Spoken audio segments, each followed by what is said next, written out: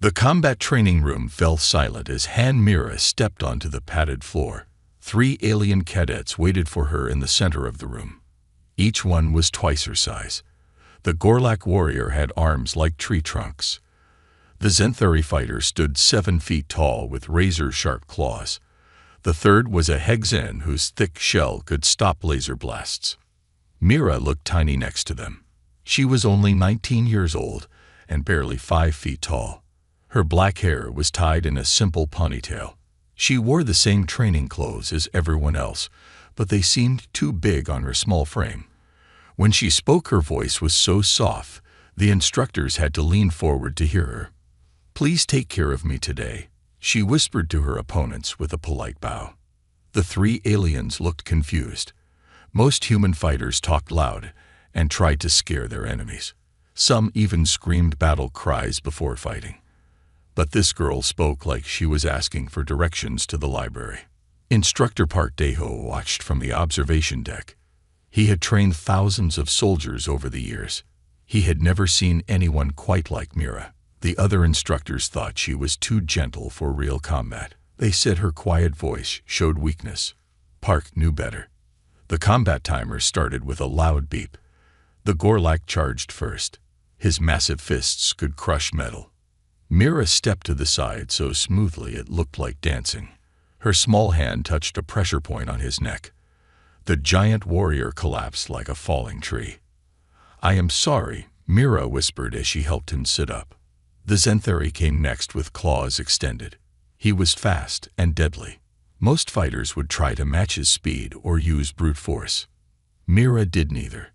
She waited until the last second, then grabbed his wrist. Using his own momentum, she threw him across the room. He landed hard on the practice mats. Mira walked over and offered him her hand. "Are you hurt?" she asked in her gentle voice. The Hegzen was more careful now. He had seen what happened to his teammates. He approached slowly with his shell armor gleaming. Mira stood completely still. She looked like a small bird facing a tank. When he swung his heavy arm at her, she moved like water flowing around a rock. Her fingers found the gaps in his armor. 3 quick touches, and the mighty Hegzen fell to his knees, unable to move. "The pressure points will wear off in 5 minutes, Mira told him softly. "Please rest until then." The training room erupted in whispers. Cadets from different worlds had never seen anything like it. The girl had defeated 3 elite fighters in less than 2 minutes. She did it without raising her voice or showing any anger. She even apologized after each victory. Park Dae-ho smiled as he made notes on his tablet. The other instructors were finally starting to understand. Mira was not weak because she spoke quietly. She was terrifying because she could end lives with a whisper. After the session, Park found Mira in the meditation garden. She was sitting under a small tree reading an old book. The book was written in Korean characters. It had belonged to her mother. "You did well today," Park said, sitting beside her. "I tried not to hurt them too much," Mira replied without looking up from her book. Park knew her story. 7 years ago, pirates had attacked her farming colony. The Vorthik Empire had hired them to clear humans from that sector. Mira had been 12 years old when she watched her parents die.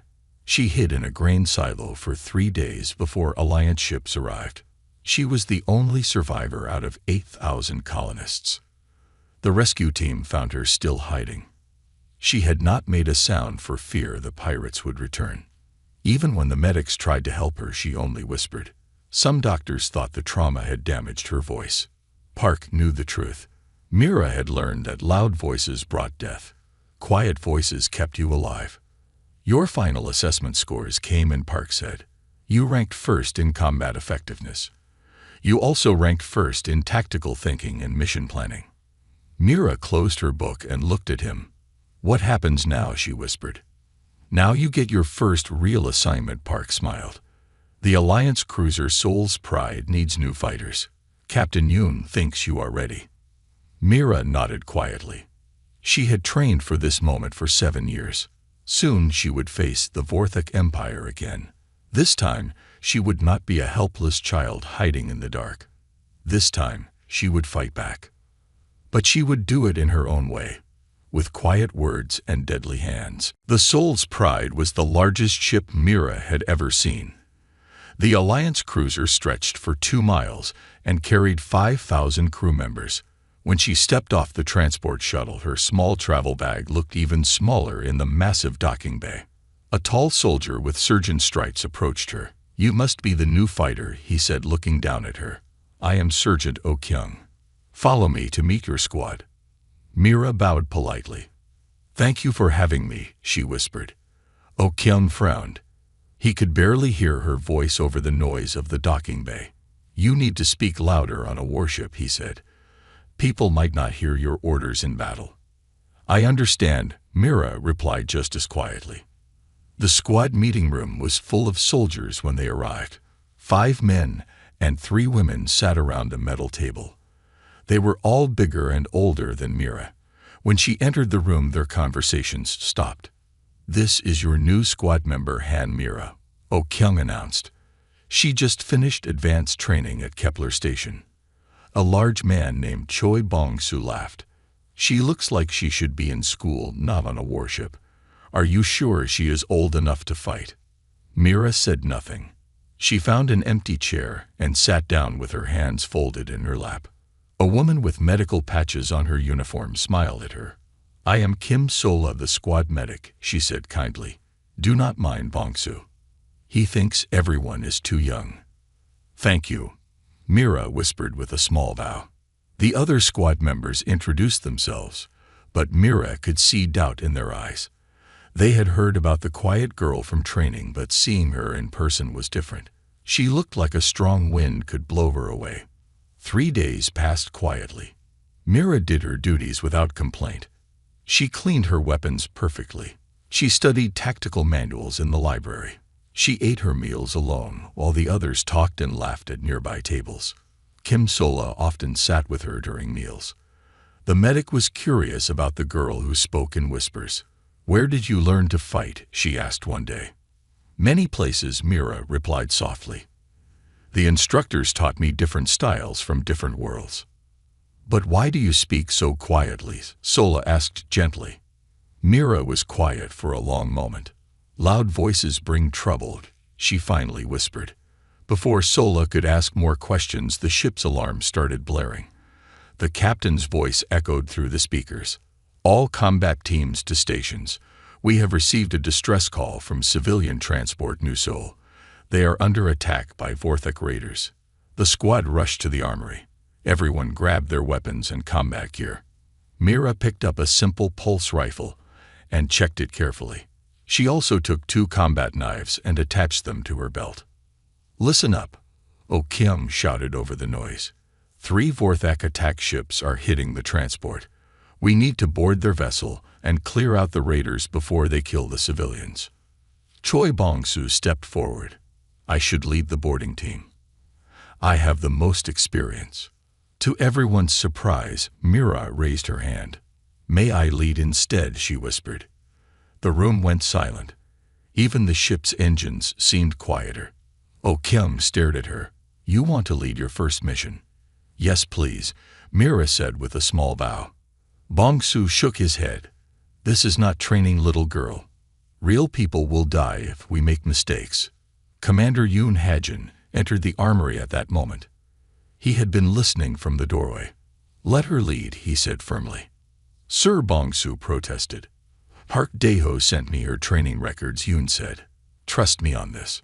10 minutes later, they were in the boarding shuttle flying toward the damaged transport. Through the viewport, Mira could see Vorthok fighters swarming around the civilian ship like angry insects. Kim Sola checked her medical kit nervously. She had seen combat before, but never with someone so young leading the mission. Mira sat quietly with her eyes closed. She looked like she was sleeping. But inside her mind, she was planning every step of the boarding action. She knew exactly what she needed to do. The shuttle's pilot announced they were ready to dock. The squad prepared for battle. They had no idea they were about to witness something that would change how they thought about warfare forever. The boarding clamps locked onto the transport ship with a loud clang. Mira opened her eyes and stood up. The other squad members watched as she checked her weapons one final time. Her movements were slow and careful, like she was performing a ceremony. "Remember the plan," she whispered into her comm unit. "Follow my lead. Stay quiet until I say otherwise." Choi Bong-soo shook his head. "The Vorthak will hear us coming anyway. We should go in loud and fast." "Please trust me," Mira said softly. The airlock door opened with a hiss.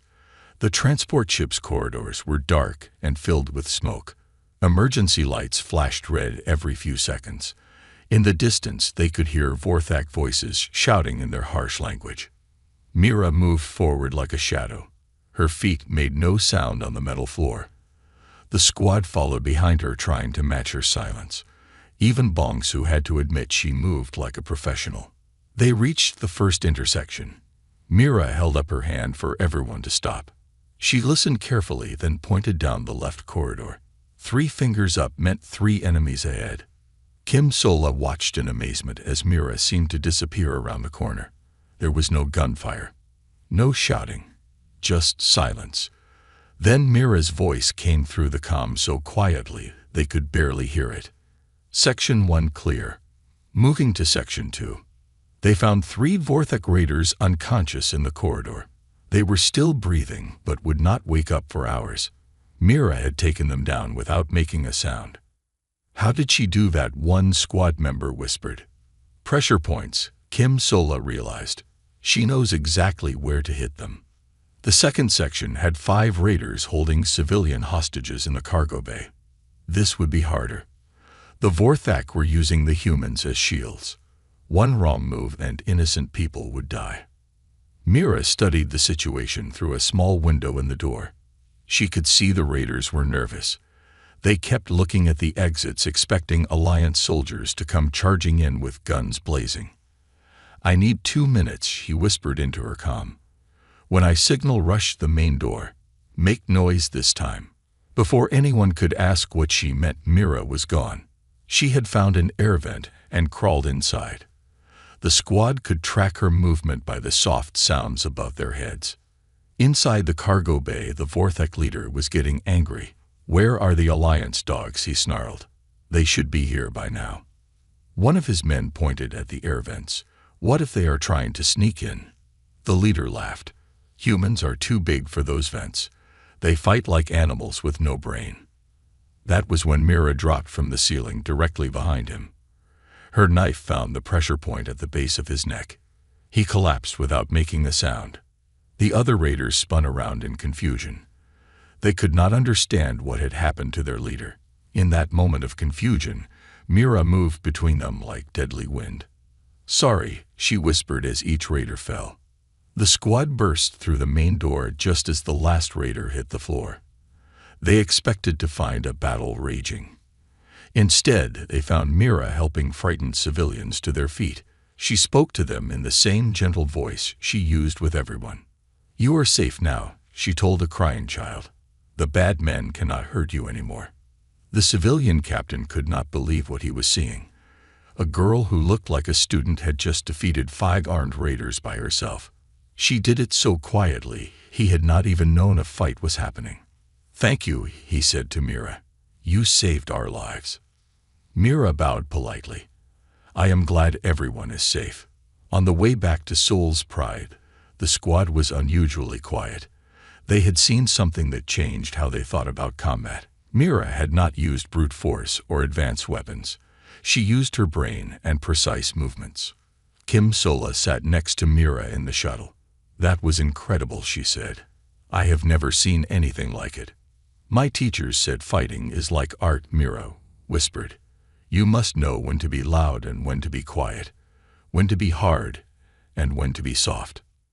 Word of the mission spread quickly through the ship. By the next day, everyone was talking about the quiet girl who could defeat enemies without making a sound. Some called her the Whispering Death. Others said she was like a ghost that could walk through walls. Mira did not like the attention.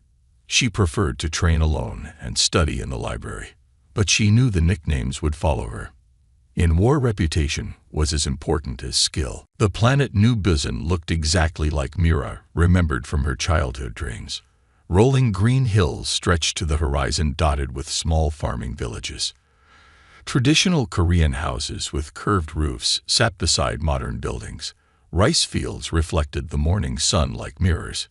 "It looks peaceful," Kim Sola said as their shuttle descended toward the landing zone. Mira pressed her face against the window.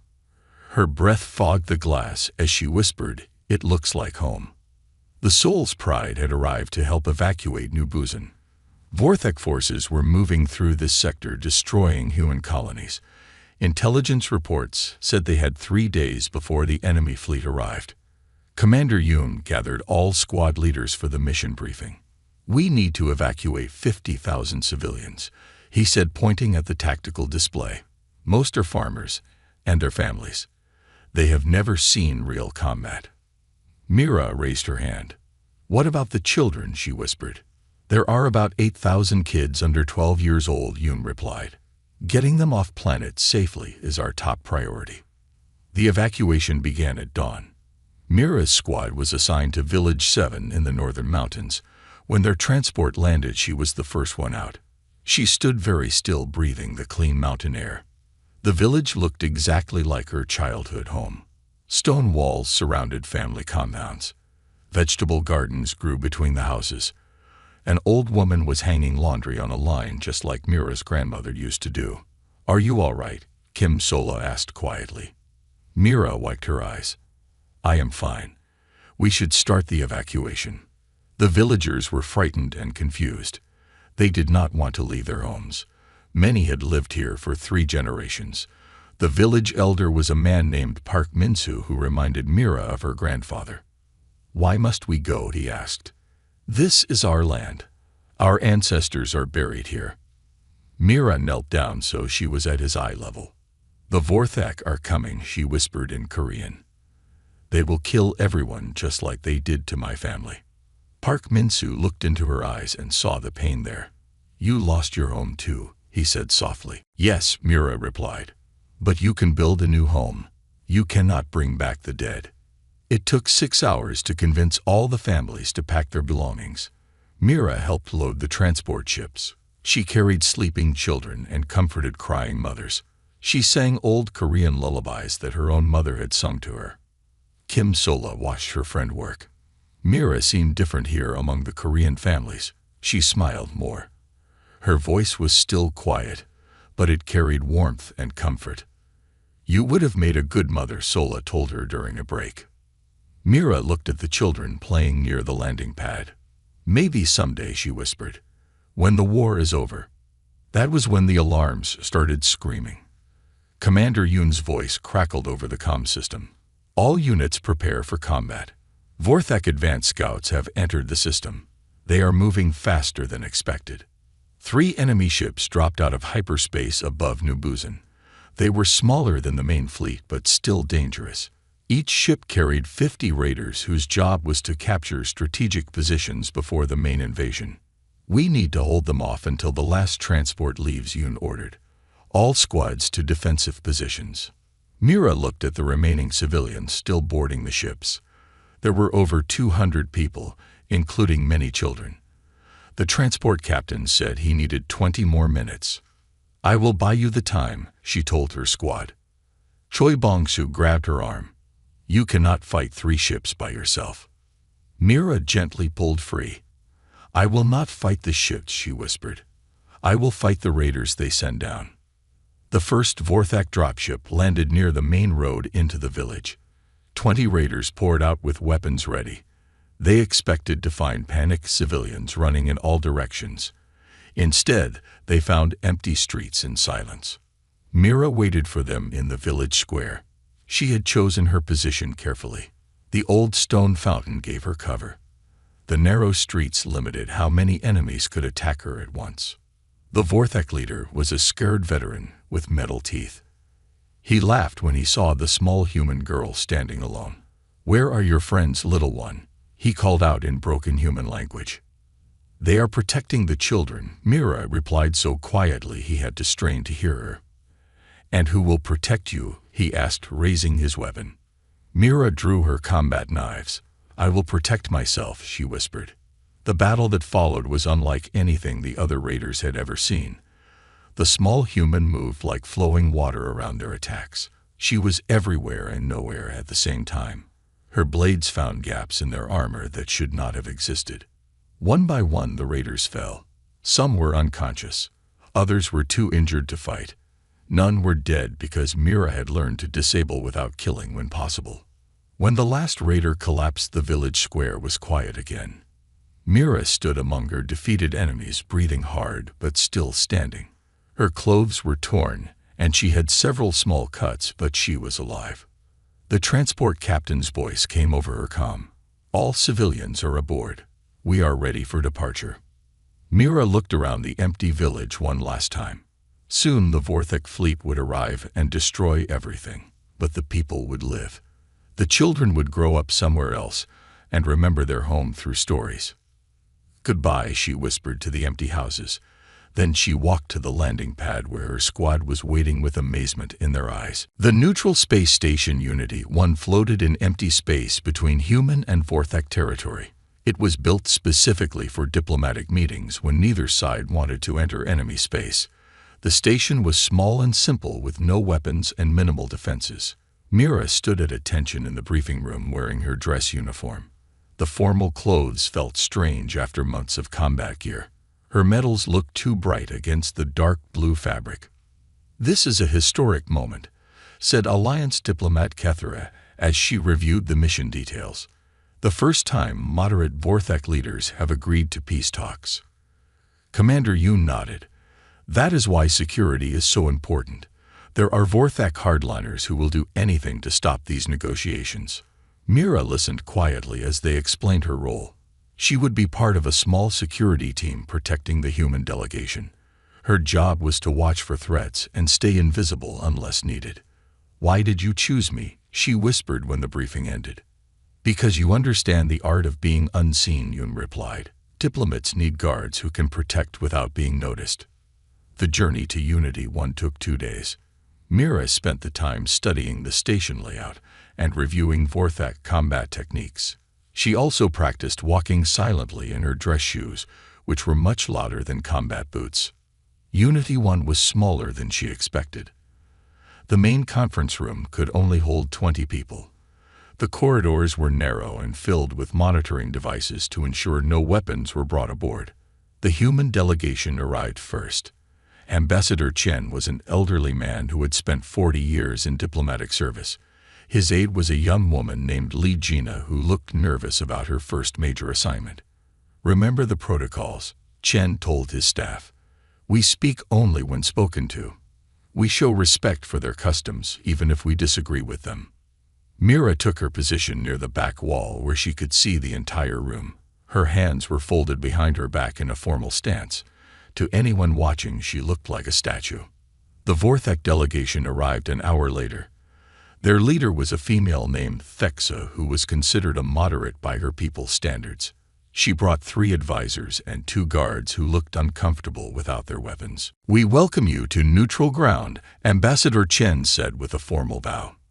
"We come seeking an end to unnecessary bloodshed," Thexa replied through her translator device. For 3 hours they discussed basic terms. Both sides wanted peace, but neither trusted the other. They argued about territory boundaries and military restrictions. Progress was slow but steady. Mira watched everything without moving. Her eyes tracked each person's movements and expressions. She noticed when the Vorthak guards shifted positions. She saw when Li Jina's hands trembled slightly from nervousness. That was when she spotted the problem. One of the maintenance workers cleaning the outer corridor was moving wrong. His steps were too quiet and too purposeful for someone doing routine work. She activated her earpiece using a tiny hand signal. "Possible threat in outer corridor," she whispered so softly that only her team could hear. Before anyone could respond, the lights went out. Emergency lighting kicked in a second later, bathing everything in red light. The maintenance worker and 2 others burst through the conference room door with weapons drawn. "Death to the peace talkers," one of them shouted in Vorthak language. The attackers were Vorthak hardliners who had disguised themselves as station staff. They fired energy weapons that should not have been able to get past security. Someone had helped them smuggle the guns aboard. Mira moved before anyone else could react. Her dress uniform did not slow her down. She crossed the room in 3 quick steps and disarmed the first attacker with a precise strike to his wrist. The second gunman turned toward the human delegation. Mira threw her body between him and Ambassador Chen. The energy blast hit her in the shoulder, spinning her around, but she stayed on her feet. "Please stay back," she whispered to the terrified diplomats as she engaged the third attacker. The fight lasted less than 30 seconds. When it was over, all 3 attackers were unconscious on the floor. Mira stood over them, breathing hard with blood running down her arm from the energy burn. "Are you injured?" Vexa asked in perfect human language. Mira turned and bowed politely to the Vorthek leader. "I apologize for the disturbance," she whispered. "Please continue your important work." The room fell silent. Even the Vorthek guards looked impressed. The small human had protected both delegations without hesitation. She had been wounded defending people from both sides. Ambassador Chen helped Mira to a chair. "That was incredibly brave," he said. "It was my duty," Mira replied quietly as a medic treated her shoulder. Vexa approached them slowly. "I have heard stories about human warriors," she said. "They say you can be gentle and fierce at the same time. I thought these were just myths." "What do you think now?" Chen asked. The Vorthek leader looked at Mira, who was trying to minimize the attention she was receiving. "I think perhaps we have more to learn from each other than we realized." The peace talks continued the next day. The attack had actually brought both sides closer together. They had seen that extremists on both sides wanted to continue the war. They had also seen that some people were willing to risk their lives to protect peace. When the negotiations ended successfully 3 days later, both sides signed a preliminary ceasefire agreement. It was not full peace yet, but it was a beginning. As they prepared to leave Unity 1, Ambassador Chen found Mira packing her few belongings. "You made history today," he told her. "Your actions may have saved this peace process." Mira finished folding her spare uniform.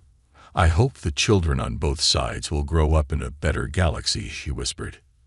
That was all the reward she needed. Fortress Vorthek Prime hung in space like a metal moon. The massive structure was the size of a small planet with weapons that could destroy entire fleets. It had never been captured in 300 years of Vorthek military history. Mira floated in zero gravity near the observation window of the assault ship. She watched the fortress grow larger as they approached. Thousands of defense platforms surrounded it like deadly flowers. Each one could kill her ship with a single shot. "Final mission briefing in 5 minutes," announced Colonel Park over the comm system. Mira pushed off from the wall and drifted toward the briefing room. The assault ship carried 50 elite soldiers from different worlds. They were the best fighters the Alliance had ever assembled. Most had been fighting the Vorthak for over 10 years. "This is it," Colonel Park said as the team gathered. "Intelligence says the Vorthek leadership is meeting inside the fortress today. If we can capture their command structure, the war could end." The mission plan was simple but dangerous. Mira would lead a small team deep into the fortress while the main assault drew attention. Her target was the command center on level 90 where the Vorthek generals were meeting. "The fortress has over 2,000 defenders," Park continued. "Most are elite guards who have never lost a battle. They will fight to the death rather than surrender." Sergeant Kim Do-yun raised his hand. "What about the civilians inside?" "There are no civilians," Park replied grimly. "Everyone inside is military personnel or government officials."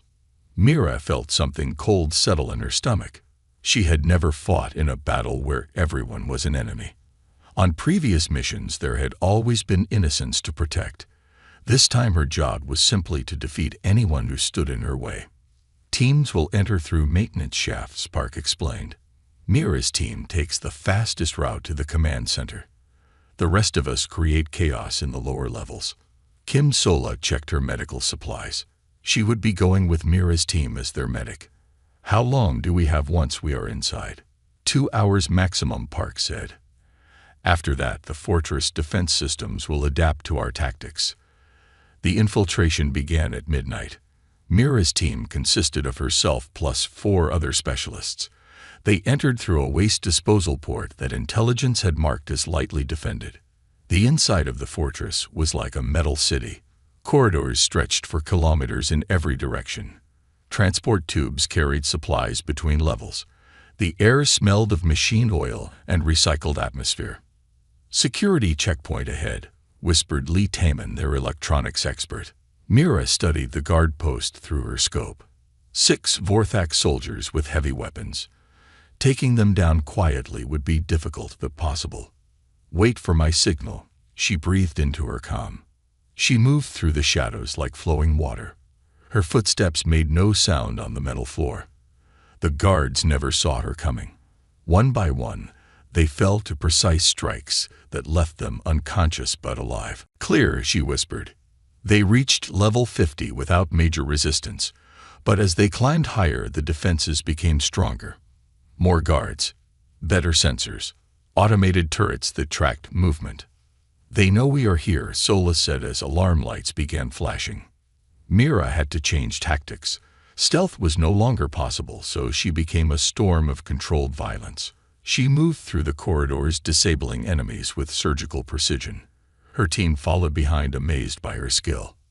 On level 70, they encountered their first real resistance. A full squad of Vorthak elite guards blocked the main corridor. These were not regular soldiers. They were the fortress's best defenders. "Take them down," Mira whispered. The battle was fierce but brief. Mira's team had trained together for months. They moved like parts of a single machine. When the smoke cleared, all the guards were defeated. But the fighting had cost them. 2 team members were wounded. Their ammunition was running low. They still had 20 levels to climb. "We can call for extraction," Heyman suggested. "No," Mira said firmly. "We finished the mission." As they climbed higher, Mira began to change. The constant fighting was wearing on her. Her movements became more aggressive. Her whispered orders carried an edge they had never held before. On level 85, she encountered a young Vorthak soldier who could not have been older than herself. He was wounded and trying to crawl away from the battle zone. For a moment, Mira hesitated. He was no threat to her mission, but he was still technically an enemy. Her training said she should disable him to prevent him from raising an alarm. "Please," the young soldier whispered in broken human language. "I do not want to fight anymore." Mira knelt beside him. She could see fear in his eyes, fear and pain, and the desire to live. For just a moment, he reminded her of the scared child she had been 7 years ago. "Sleep," she whispered, touching a pressure point on his neck. He collapsed peacefully. He would wake up when the battle was over. Sola watched this exchange with growing concern. She could see the toll the mission was taking on her friend. Mira was still gentle, but there was something harder in her eyes now. They reached level 90 30 minutes ahead of schedule. The command center lay just ahead, behind massive security doors. Success was within reach. But as they prepared for the final assault, Mira felt something break inside her chest. The constant violence was changing her. She could feel herself becoming the kind of person her mother had warned her never to become. "Are you ready?" Sola asked quietly. Mira closed her eyes and whispered a poem her mother had taught her. The words helped center her mind and remember who she was beneath the warrior. "Yes," she breathed. "Let us finish this." The medical bay of Soul's Pride was quiet except for the soft beeping of monitoring equipment. Mira lay on a narrow bed with bandages covering her left arm and shoulder. The mission to Fortress Vorthak Prime had been successful, but the cost had been high. Kim Sola sat beside her friend's bed reading mission reports.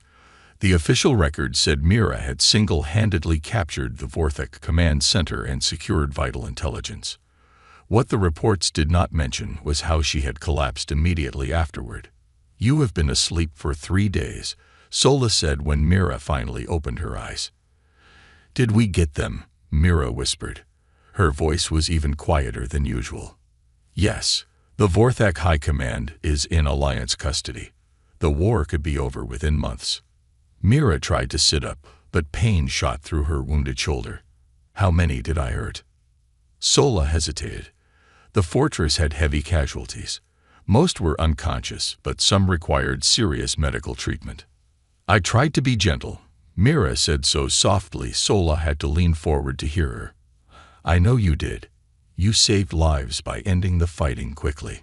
Dr. Yang entered the medical bay carrying a tablet full of test results. He was the ship's head psychiatrist and had been asked to evaluate Mira's mental condition. How are you feeling? He asked, sitting in the chair across from her bed. Tired, Mira replied. The physical wounds will heal in a few weeks, Dang said. But I am more concerned about other kinds of damage. For the next hour, he asked questions about her childhood and her time in training. He wanted to understand how someone so young could be so effective in combat while maintaining her gentle nature. Tell me about your mother, Yang said. Mira's eyes filled with tears. She taught me poetry and how to grow flowers. She said violence was sometimes necessary, but it should never be easy. Do you think she would be proud of what you have become? Mira was quiet for a long time. I do not know anymore. I have hurt so many people. Even when I try to be gentle, the fighting still leaves scars. Yang made notes on his tablet. You show classic signs of combat stress, but also something unusual. Most soldiers either become hardened by war or they break under the pressure. You seem to be doing both at the same time. What does that mean? It means you are trying to carry an impossible burden. You want to be a perfect warrior and a perfect person. No one can do both forever. Word of Mira's condition spread through the ship. Her squad mates visited when they could. Even Commander Yoon stopped by to check on her progress. The Alliance wants to give you the highest medal for valor, he told her one afternoon. I do not want medals, Mira whispered. I want the fighting to stop. It will stop soon thanks to what you did. The Vorthak are asking for peace terms. Park Daeho arrived from Kepler Station carrying a thick folder of documents. He had been documenting Mira's service record for the military archives. Her story would be studied by future generations of soldiers. I have been analyzing your combat footage, he told her.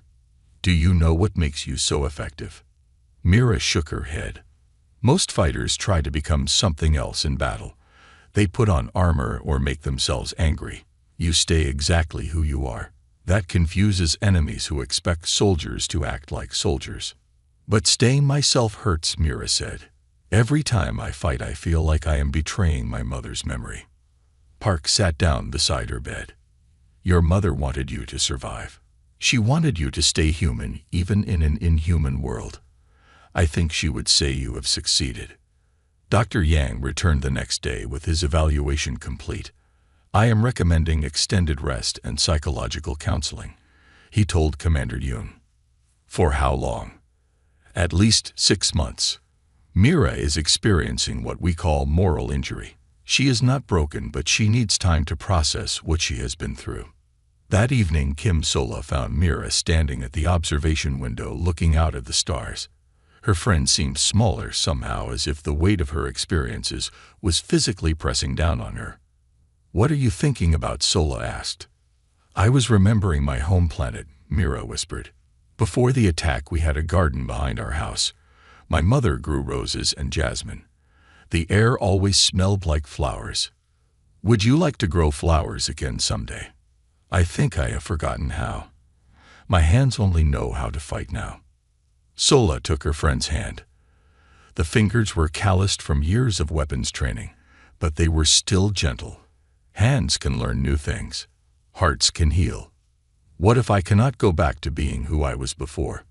Then you become someone new. Someone who has seen darkness but chooses light anyway. Mira leaned against the cool window. In the distance, she could see other Alliance ships heading home. The war was ending, but peace would bring its own challenges. Dr. Yang wants me to take time off from active duty, she said. That sounds wise. But what if they need me again? What if more people die because I was not there to protect them? Sola squeezed her hand. The galaxy will have to learn to protect itself. You have given enough. Mira nodded slowly. For the first time in years, she allowed herself to imagine a life without constant fighting. It was a strange and frightening thought, but also somehow hopeful. Maybe I could teach, she whispered. Help train the next generation to be better than me. Better how? Stronger on the inside, less afraid of their own gentleness.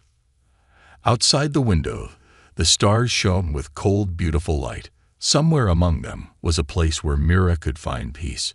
She just had to be brave enough to look for it. The alarms on Earth Defense Station 7 screamed through the corridors like wounded animals. Mira woke from her medical bed and looked out the window at the nightmare-filling space. Hundreds of Vorthak warships dropped out of hyperspace in perfect formation. The largest fleet anyone had ever seen was heading straight for Earth. All personnel to battle stations. Commander Yoon's voice echoed through the station. This is not a drill. The Vorthak Empire is making their final assault on humanity's homeworld. Kim Sola rushed into the medical bay, still wearing her sleek clothes.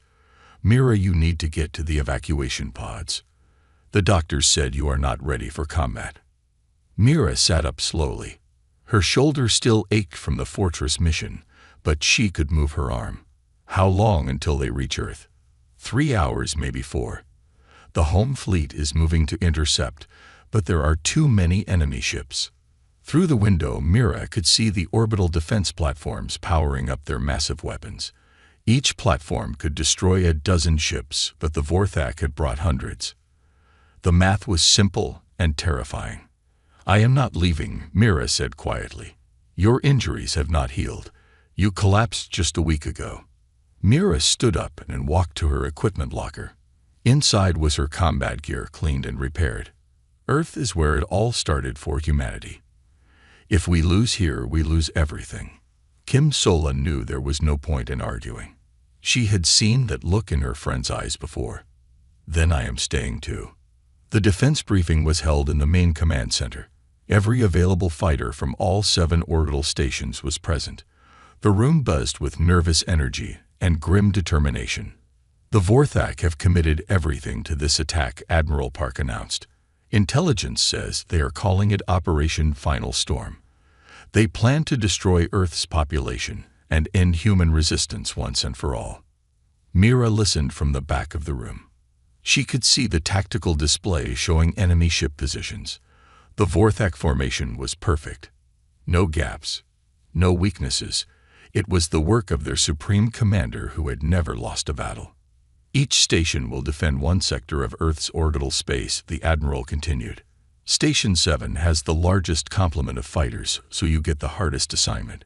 Sector 5 includes the main civilian evacuation routes. Lieutenant Oh Kyung raised his hand. What about ground forces if they break through? Earth's surface has 20 million civilians who cannot be evacuated in time. If we fail here, they will be defenseless. The room fell silent. Everyone understood what that meant. This was not just another battle. This was the moment that would decide humanity's future. After the briefing, Mira found herself in the fighter prep area, suiting up for what might be her last mission. Her hands moved automatically through the familiar routine. Check weapons. Test comm systems. Review emergency procedures. Squad leaders report to tactical planning, announced the station comm. Mira paused. She was not officially a squad leader anymore due to her medical status. But as she looked around the prep area, she realized something. The other fighters were looking at her, waiting for her guidance. Sergeant Choi Bong-soo approached her. The Admiral wants you to coordinate the defense of the civilian evacuation routes. I am not cleared for command duty, Mira whispered.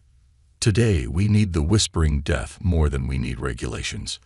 The tactical planning session lasted 1 hour. Mira studied the enemy approach vectors and civilian ship schedules. The Vorthak would reach the evacuation zone in 90 minutes. Her job was to delay them long enough for the transport ships to escape. How many fighters do I have? She asked. 42 pilots from 6 different worlds, replied the tactical officer. Most have heard about you, but few have worked with you directly. Mira nodded.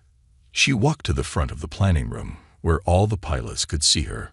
When she spoke, her voice was barely above a whisper, but somehow everyone heard every word. Today we protect the children, she said simply. Everything else is secondary. The pilots exchanged glances. They had expected a rousing speech about glory and victory. Instead, they got a quiet reminder of what really mattered. The enemy expects us to fight like angry animals, Mira continued. We will fight like humans, with precision, with purpose, with hearts that remember why we became soldiers. She paused and looked each pilot in the eyes. Some of us will not survive today, but the children will. That is enough. The final preparation took 30 minutes. Mira's shoulder throbbed as she climbed into her fighter cockpit, but she ignored the pain.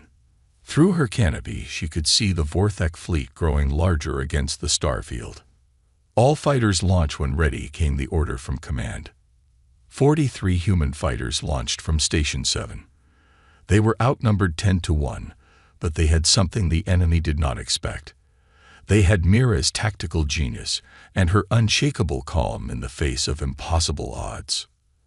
As they flew toward the approaching enemy fleet, Mira opened a comm channel to all fighters.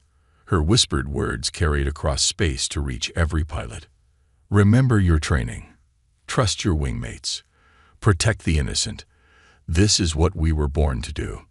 The greatest space battle in human history was about to begin. Earth's survival hung in the balance, and leading the defense was a young woman who spoke in whispers but fought like thunder. 6 months after the Battle of Earth, the war was finally over. The Vorthek Empire had surrendered after losing their entire fleet in humanity's home system. The galaxy was at peace for the first time in 50 years. Mira stood in the memorial garden on Luna Station, looking at the wall of names. Thousands of soldiers from both sides who had died in the final battle were listed there. She found the names of 3 pilots from her squadron who had not made it home. You saved over 2 million civilians, Kim Sola said, joining her friend at the memorial. The evacuation ships all made it to safety because of your tactics. 18 good pilots died protecting those ships, Mira whispered. I should have found a better way. The victory celebration had lasted for weeks across human space. Mira received the Alliance Medal of Honor and a dozen other awards. Politicians gave speeches about her courage. Military historians called her the greatest tactical genius of her generation. She had attended none of the ceremonies. Dr. Yang says you are ready to return to active duty, Sola said. Admiral Park wants to offer you command of an entire squadron. Mira shook her head. I do not want to command anyone anymore. I am tired of sending people to fight. Then what do you want to do? Teach, Mira said simply. Help young soldiers learn to be strong without losing their souls. The Alliance Training Academy on New Geneva was the most prestigious military school in human space. When they offered Mira a position as combat instructor, she accepted immediately. Her first class would begin in the fall. The students who arrived were eager and nervous. Most were 18 or 19 years old from colonies across the galaxy. They had grown up hearing stories about the Whispering Death and her legendary battles. Good morning, Mira said to her first class. Her voice was so quiet the students in the back row leaned forward to hear her. I am Instructor Han. You may call me that, or simply Instructor. We will spend the next 6 months learning how to protect people without becoming monsters ourselves. One student raised her hand. Instructor, will you teach us the secret techniques you used against the Vorthek? Mira smiled sadly. There are no secret techniques, only years of practice and the wisdom to know when fighting is necessary and when it is not. The training program she developed was unlike anything taught before. Each day began with meditation and poetry reading. Students learned about different cultures and the importance of protecting civilians. Only after these lessons did they practice combat skills. Why do we start with poetry? Asked a young man named Choi Jinno. Because warriors who forget beauty become destroyers, Mira replied. Beauty reminds us what we are fighting to preserve. Her method seemed strange to some military officials, but the results spoke for themselves. Students from Mira's program showed exceptional skill in both combat and peacekeeping missions. They were effective fighters who never forgot their humanity. Years passed quietly. Mira found peace in teaching and watching her students grow. She lived in a small apartment near the academy with a tiny garden where she grew roses and jasmine. The flowers reminded her of her childhood home. On quiet evenings, she would sit in her garden and read letters from former students. They wrote about their assignments protecting trade routes and helping rebuild war-torn worlds. None had been forced to kill in the line of duty. All remembered their training about staying human. Kim Sola visited often. She had become head of medical services for the academy and worried about her friend's tendency to live alone. "Do you ever think about having a family?" Sola asked one spring afternoon as they tended the garden together. "My students are my family," Mira replied, planting new seeds. "I watch them grow and send them into the galaxy to make it better." "That is not the same thing." Mira paused in her work. "Maybe someday when I am sure the galaxy is safe for children. When young people can grow up without learning to fight." A new student approached the garden entrance. She was small and quiet with nervous eyes. Something about her reminded Mira of herself at that age. "Instructor Han," the girl whispered. "I am Lee Mina. I was assigned to your next class." "Welcome," Mira said gently. "Are you ready to learn?" "I want to be strong like you," Mina said.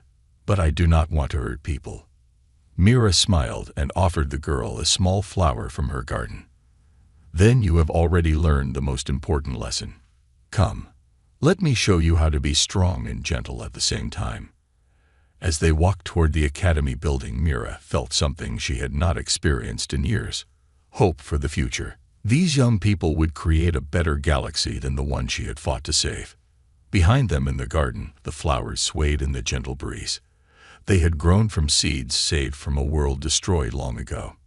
Now they bloomed again under an alien sun, proving that beauty could survive even the darkest times. The war was over. The healing had begun. And somewhere in a small garden, a soft-spoken teacher was nurturing the next generation of guardians who would protect the peace she had helped create.